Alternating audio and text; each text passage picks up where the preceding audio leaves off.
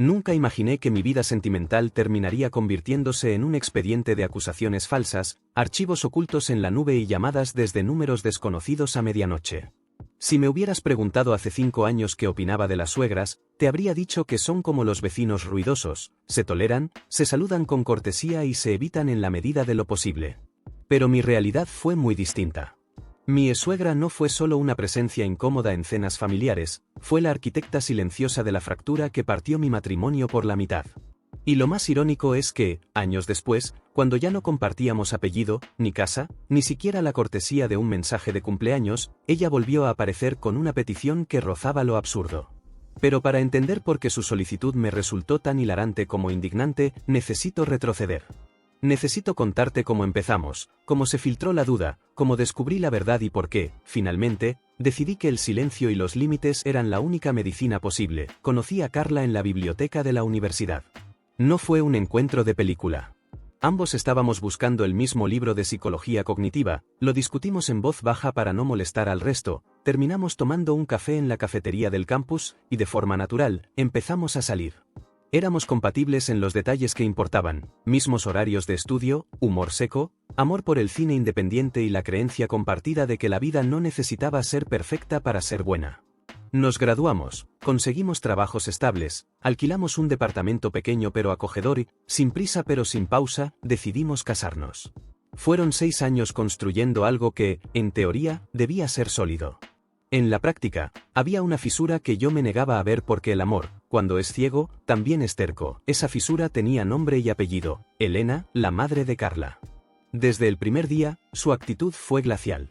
No fue agresiva, no gritó, no puso condiciones explícitas.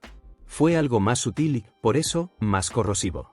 Me evaluaba con la mirada, corregía detalles insignificantes en la mesa, hacía comentarios velados sobre mi trabajo, mis ingresos, mi familia de clase media, mi forma de vestir. Nunca fue directa, pero el mensaje era claro: yo no era suficiente. Carla, al principio, se reía, me apretaba la mano bajo la mesa, me susurraba que su madre era así con todos. Yo le creí. Quise creerle. Toleré los cumplidos a medias, las comparaciones implícitas, las sugerencias sobre cómo debería comportarme en reuniones familiares. Lo hice porque amaba a Carla, porque creía que el tiempo suavizaría los bordes, porque pensaba que la madurez eventualmente impondría respeto, pero el tiempo no suavizó nada. Al contrario, afiló. Hace aproximadamente 1 año y medio, noté un cambio. No fue repentino, fue gradual, como la marea que retrocede centímetro a centímetro hasta que de pronto te das cuenta de que el agua se ha ido por completo. Carla empezó a estar más distante. Menos contacto físico, menos risas espontáneas, menos interés en planear el fin de semana. Su teléfono se convirtió en una extensión de su mano.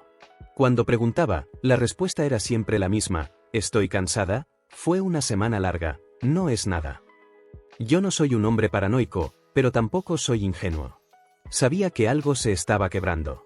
Lo que no sabía era que la grieta no venía de dentro, sino de fuera.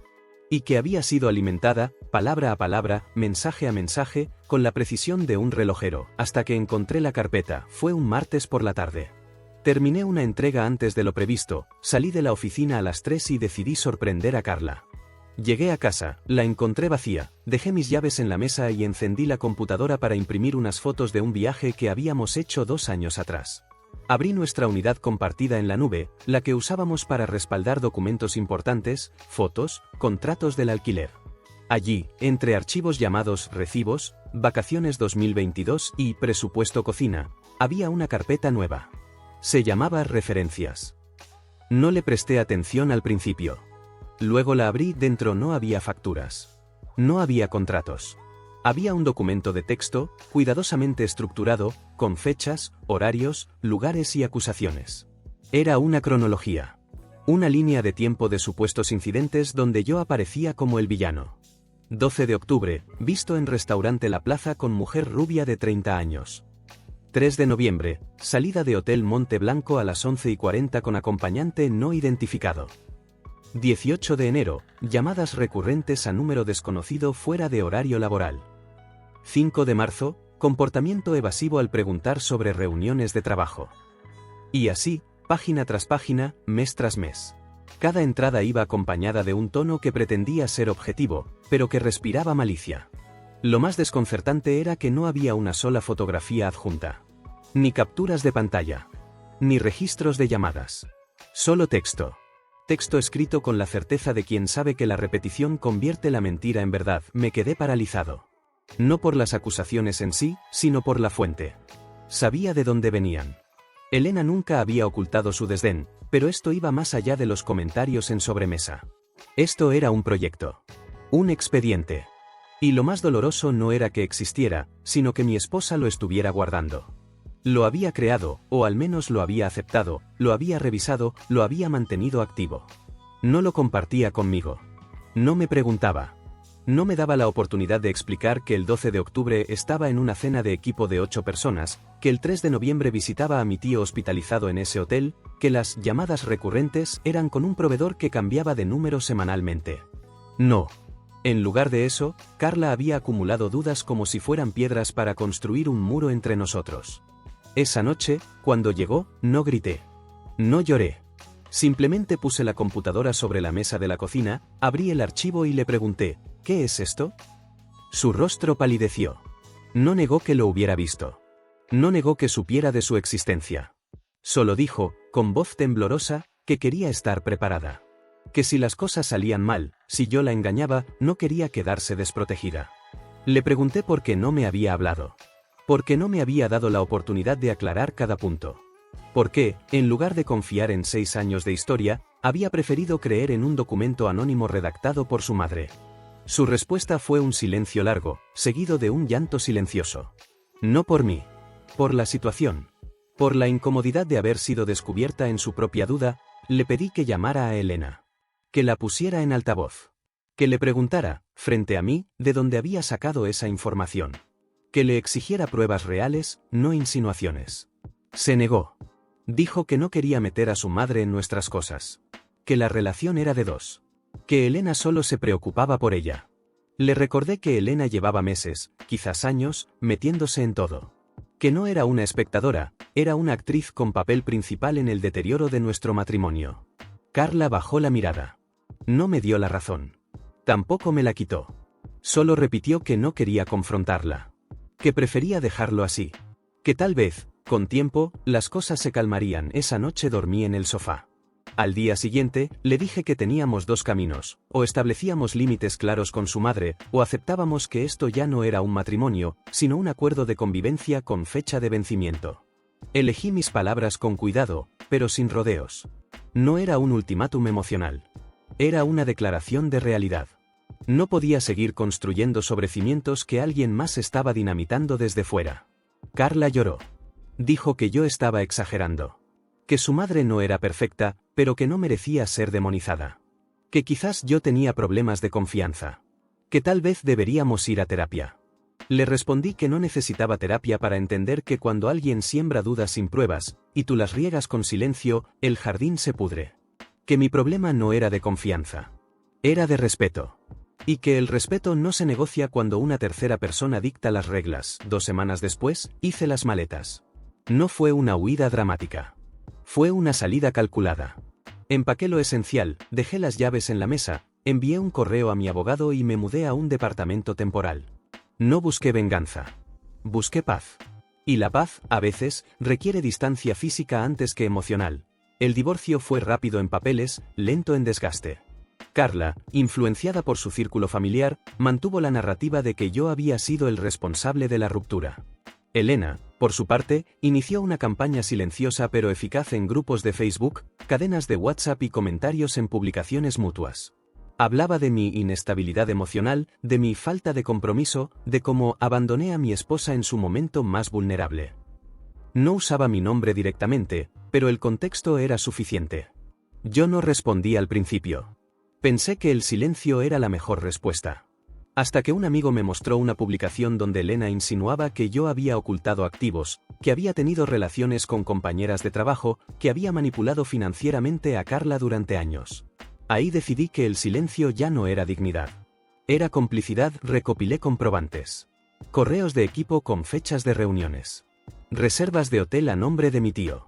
Extractos bancarios que mostraban pagos regulares y transparentes.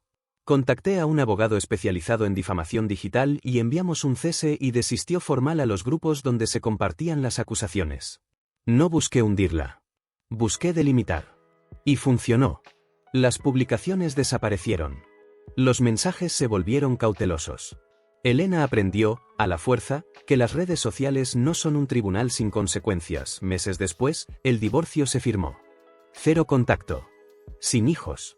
Sin bienes en disputa. Solo 2 personas que habían compartido un techo y ahora compartían el alivio de no tener que mirarse a los ojos. Pensé que era el final.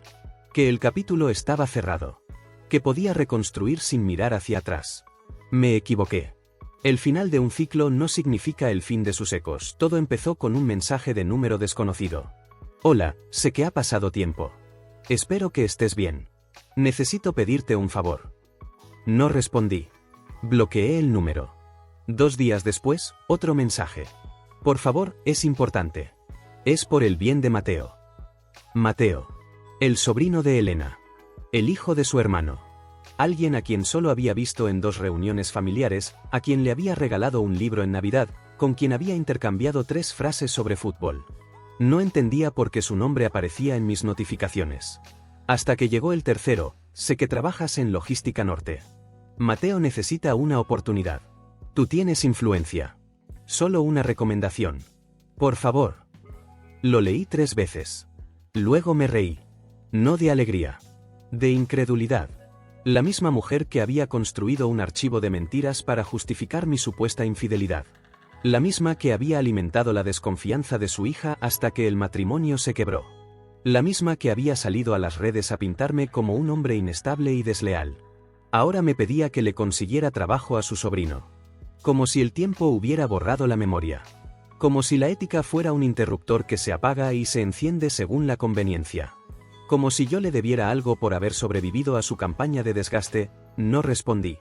Bloqueé todos los números nuevos que aparecían. Pero Elena no es de las que se rinden con un bloqueo.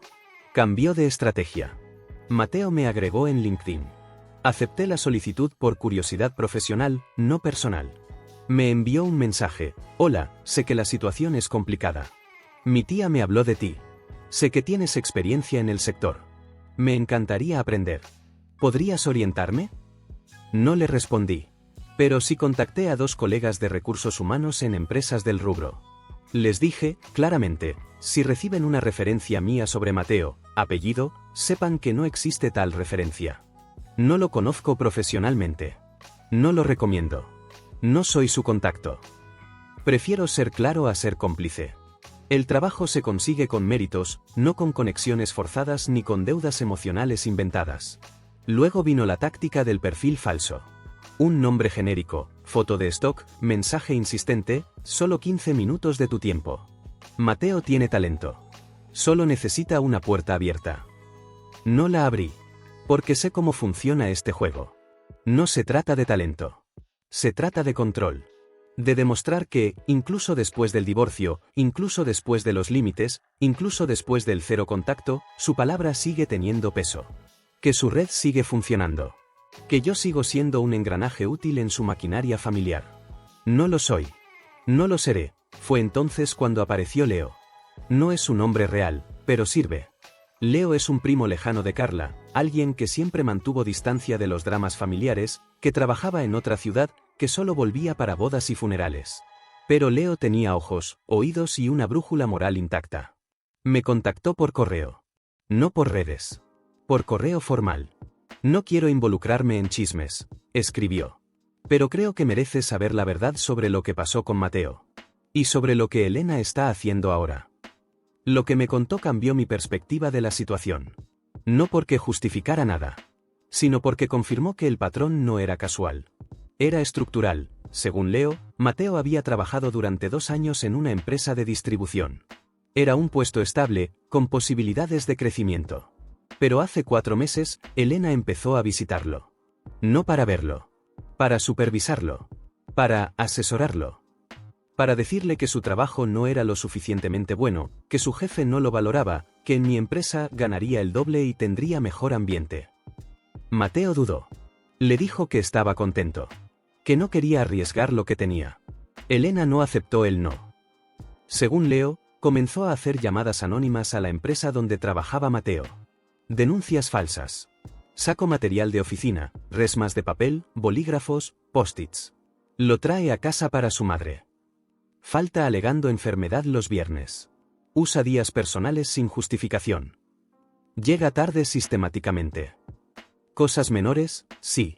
Pero repetidas, documentadas, enviadas a recursos humanos con suficiente insistencia como para generar una auditoría interna. La empresa revisó cámaras, registros de acceso, inventarios. No encontraron irregularidades graves. Pero la sombra de la duda ya estaba plantada. Y en entornos corporativos, la duda es suficiente para no renovar contratos. Mateo no fue despedido por robo. Fue despedido por incompatibilidad cultural tras revisiones de protocolo. Suficiente para manchar un historial. Suficiente para que Elena dijera, te lo advertí. Ahora busca algo mejor. Y sé a quién acudir. Mateo, al enterarse de cómo habían surgido las denuncias, investigó. Habló con excompañeros. Cruzó fechas. Comparó mensajes. Y llegó a la conclusión que cualquiera con 2 dedos de frente habría alcanzado en semanas. Su tía era la fuente. No lo confrontó con gritos. Lo hizo con silencio. Dejó de responder sus llamadas. Canceló una cena familiar. Le envió un mensaje corto, sé lo que hiciste. No te volveré a buscar. Y se lo contó a su padre. El hermano de Elena. Aquí es donde la grieta familiar se hizo abismo. El padre de Mateo le había conseguido ese trabajo. No por nepotismo. Por contacto legítimo. Por años de confianza con un gerente de planta. Cuando la empresa le preguntó por qué su hijo ya no estaba, el gerente fue honesto, recibimos múltiples reportes anónimos. Revisamos todo. No hubo delito, pero la imagen se deterioró. Preferimos no renovar. El padre, humillado, enojado, confrontó a Elena. Ella negó todo. Dijo que era un malentendido. Que los reportes eran de terceros. Que ella solo quería lo mejor para su sobrino. Pero las fechas coincidían. Los números de contacto, aunque enmascarados, apuntaban a una línea a su nombre. La familia comenzó a moverse. No con escándalos. Con distancia. Con invitaciones no enviadas. Con mensajes no contestados. Con silencios que gritan más que los reproches. Leo me lo contó con calma. No con saña. Con tristeza. No es que te quiera salvar, me dijo. Es que quiero que sepas que no estás loco. Que lo que viviste no fue exageración. Que el patrón se repite. Con Mateo. Con otros. Contigo. Con cualquiera que se interponga en su narrativa de control. Le agradecí. No por la información en sí, sino por la validación. Por confirmar que, a veces, la cordura no es la que habla más alto. Es la que sobrevive en silencio hasta que encuentra testigos. Mientras tanto, Carla también estaba cayendo en su propia red. No lo supe por ella. Lo supe por Leo. Después del divorcio, Carla se mudó a un departamento más pequeño. Intentó mantener un estilo de vida que sus ingresos no sostenían. Elena, aprovechando la vulnerabilidad, les sugirió préstamos. Para estabilizarte. Para que no dependas de nadie. Para que demuestres que puedes sola. Carla aceptó. Firmó avales. Tomó créditos a su nombre.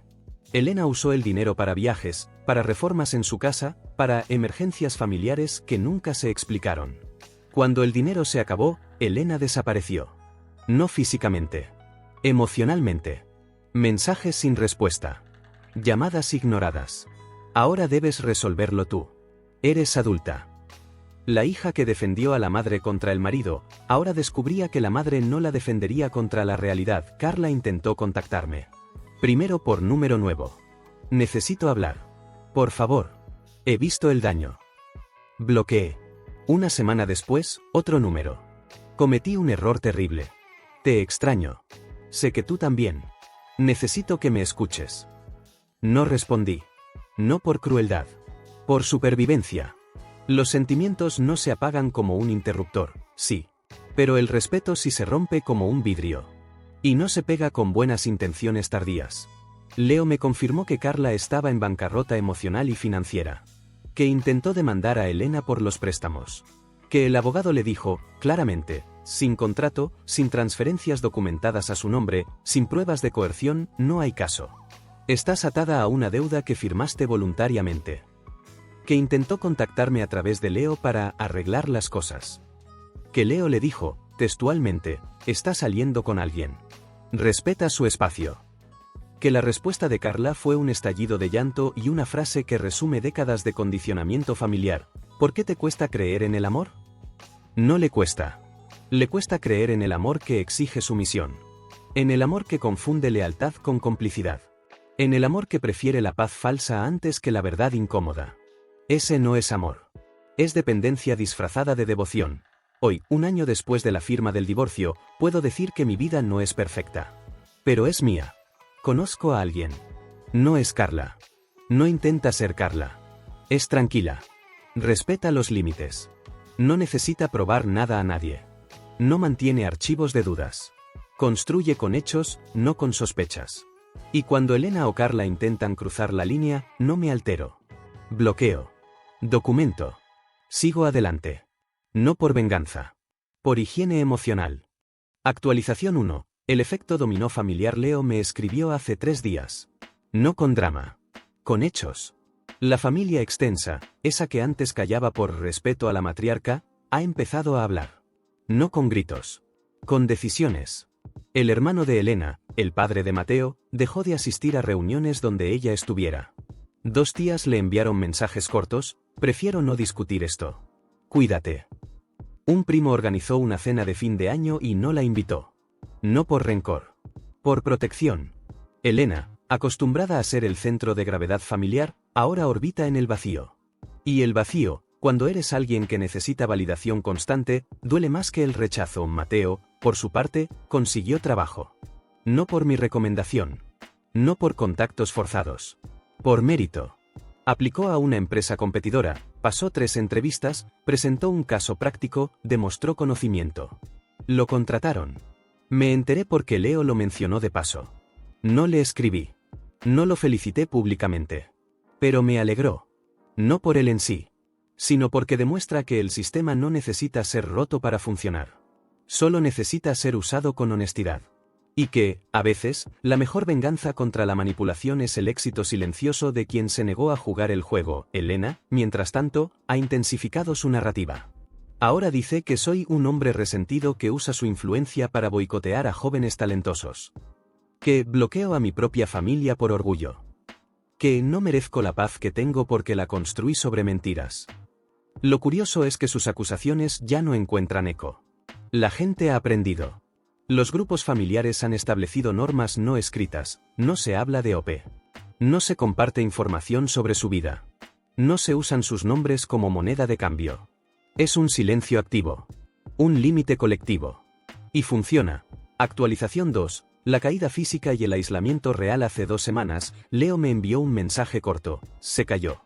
En la casa de una tía. Gritaba al vecino por la música, no vio el escalón del jardín. Fractura de tobillo. Demanda a los dueños. Perdió. Ahora la tía no le habla. No sentí satisfacción. Sentí cansancio. No el cansancio del odio. El cansancio de ver cómo un patrón se repite hasta agotar a todos los que lo rodean. Elena no es malvada en el sentido cinematográfico. Es dañina en el sentido real. Cree que el control es amor. Que la intervención es cuidado. Que la mentira es protección. Y mientras no reconozca esa confusión, seguirá cosechando soledad. Carla, por su parte, ha entrado en un proceso lento de desintoxicación familiar. No es lineal. Hay días en que llama a su madre. Hay noches en que llora por la deuda. Hay mañanas en que se levanta y decide, de nuevo, que merece algo mejor. No es mi lucha. No es mi responsabilidad. Pero espero que, con tiempo, con terapia, con distancia real, logre distinguir entre el lazo sanguíneo y el lazo tóxico. No todas las heridas se cierran con perdón. Algunas se cierran con ausencia. Y eso está bien. Edición final. Sobre límites, memoria y seguir adelante. He recibido mensajes de personas que dicen que debería perdonar. Que la familia es sagrada. Que todos cometemos errores. Les respondo esto, el perdón no es un requisito para sanar. Es una opción. Y las opciones requieren condiciones. La mía fue clara, reconocimiento. Límites. Cese de injerencia. No hubo reconocimiento. Hubo negación. No hubo límites. Hubo insistencia. No hubo cese. Hubo escalada. Por eso elegí el camino contrario. No por rencor. Por preservación. A quienes dicen que generalizo con las suegras, les aclaro, no hablo de un rol. Hablo de un comportamiento. Si tu suegra respeta, apoya, calla cuando debe y habla cuando es necesario, celebra. No es mi caso. Mi caso fue específico. Fue documentado. Fue vivido. Y mi responsabilidad no es educar a extraños. Es proteger mi paz. A los que preguntan ¿por qué no le diste una oportunidad a Carla?, les digo, las oportunidades se dan cuando hay voluntad de cambio. No cuando hay conveniencia temporal. Ella eligió, en su momento, la validación materna sobre la verdad compartida. Yo elegí, en el mío, la dignidad sobre la convivencia rota. No hay villanos absolutos. Hay decisiones con consecuencias. Y las consecuencias, tarde o temprano, se pagan. Hoy duermo sin sobresaltos. Trabajo sin paranoia. Salgo sin mirar por encima del hombro. No porque haya ganado. Porque dejé de jugar. Y a veces, la victoria más grande es retirar la ficha del tablero antes de que te la muevan otra vez. Si estás en una situación similar, no te digo que te divorcies. Te digo que establezcas límites. Que documentes. Que busques apoyo profesional. Que no confundas lealtad con sumisión. Que recuerdes que el amor no exige que te hagas pequeño para que otro quepa. Que tu paz no es un lujo. Es un derecho. Y que, a veces, la persona más tóxica en tu vida no es la que grita. Es la que susurra dudas mientras te sonríe. No sé si Elena leerá esto. No sé si Carla lo hará. No me importa. Este no es un mensaje para ellas. Es un registro para mí. Y para quien necesite leerlo y sentirse menos solo. El matrimonio terminó. La familia se reconfiguró. La verdad salió a la luz, no con estruendo, sino con persistencia. Y yo, finalmente, dejé de cargar con mochilas que no me pertenecían. Que les vaya bien. A los que construyen con honestidad. A los que eligen la verdad sobre la comodidad. A los que saben que, a veces, cerrar una puerta no es fracaso. Es apertura, fin.